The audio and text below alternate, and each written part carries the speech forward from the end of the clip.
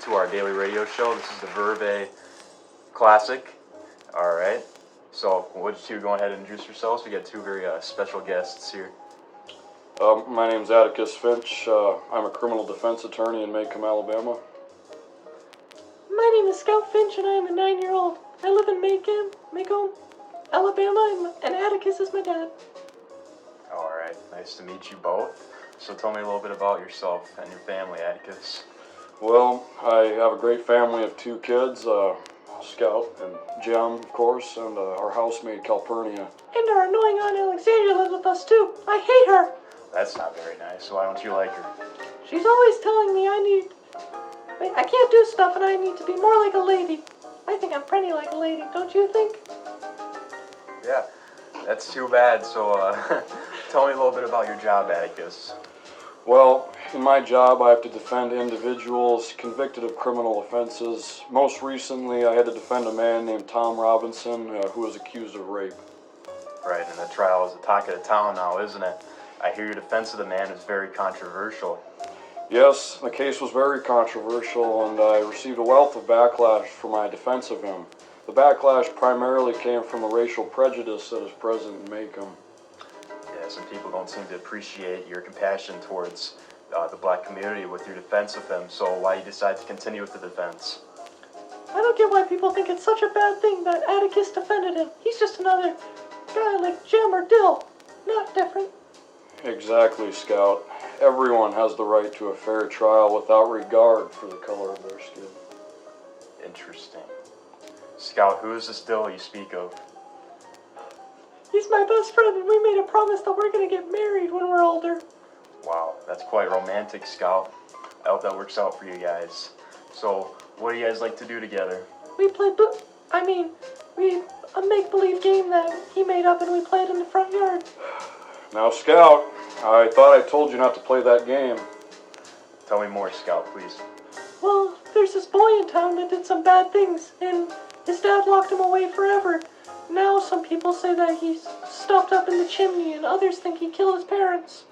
Scout, Mr. Radley could come out of his house whenever he pleases.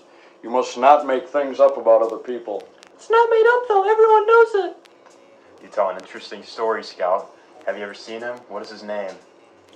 I don't know if I've ever seen him before, but one night me, Jem, and Dill snuck over there, and we saw shadows in the window. Everyone calls him Boo, but his real name is Arthur. Now, Jem. Now, you shouldn't be sneaking around on other people's property. Did you know of this, Atticus? Yes, I found out about this a little while back. I told Scout she needs to put herself in other people's shoes once in a while to see how she would feel if people were doing this to her. Clearly, she hasn't listened to me. Yeah, you seem to be a little rebellious. How do you find school, Scout? I hate school. It isn't as bad as it used to be, because now I don't go with the Ewells, and I don't have Miss Caroline as my teacher anymore. But she told me I wasn't allowed to read anymore. Right, that reminds me. Bob Ewell was an important character in the case you defended, Atticus. Inform me of some of the details. How has the town responded to the Ewells because of this? Well, due to the prejudiced nature of Macomb, their reputation hasn't changed all that much. Prior to the trial, they were viewed by the community as poor farmers and nothing more, nothing less. I think they're a big group of jerks. All of them, from the sons to their dad. Why do you say this about the Ewells? Well, at school, the son came in all dirty and scared my teacher to death. Then he called her mean names and left. The daughter is bad, too. She lied about the man Tom Robinson, and she said she raped her when he was just helping. No one is as bad as their dad, though. He spread so many lies, and he's the one that raped her. Atticus?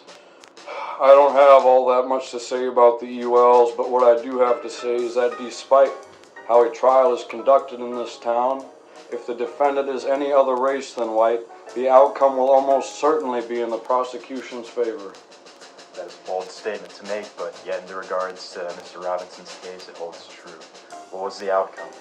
After a long and drawn-out trial of disproving Miss Ewell's claims, Mr. Robinson's verdict came out as guilty. It wasn't fair at all. Atticus proved to everyone that Mr. Robinson didn't do anything wrong, but they all said he did.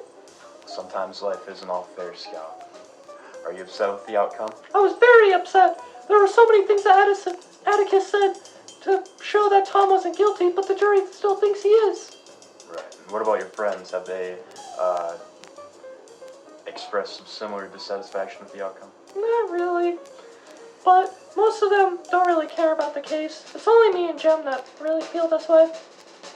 Atticus, do you feel you did your best to your ability to win the case? Are you upset with the turnout? Oh, I 100% put my all towards this case. But like I said, in our society, you can only do so much to help a man of color out. There is no doubt that I am upset with this turnout, but I put so much into this just to see an entire jury vote against him. Right, and I'm sure that can be very upsetting. What happened to Mr. Robinson now? Well, unfortunately, I just got word that he attempted to escape his correctional facility and he was shot 17 times in the process. Well, it does seem very extreme, but escaping was not the right decision there. The thing with Tom was that after he received that guilty verdict, he no longer cared what happened. I believe that he was fed up with this oppressive system. Yes, as any man would be at this point. Do you see this event having any long-lasting effect on Macomb? Well, with the people who accused him and antagonized him, absolutely not. But within the African American community, I believe there will be a very large awakening. Have you received any praise and appreciation for your valiant attempt at defending him? Yes, well, the amount of praise I have received has been quite overwhelming. I can't count how much food I have received from the black community. Yeah, we woke up the next morning and our whole house was filled with a bunch of food that people have given us. Well, that's pretty inspiring. Well, thank you for joining me, you two. I hope you guys both have a great day, and thank you for tuning into our radio show. This has been the Verwey Radio Show. It's been a pleasure. It's been a pleasure. Scout, great job, Scout. Great job.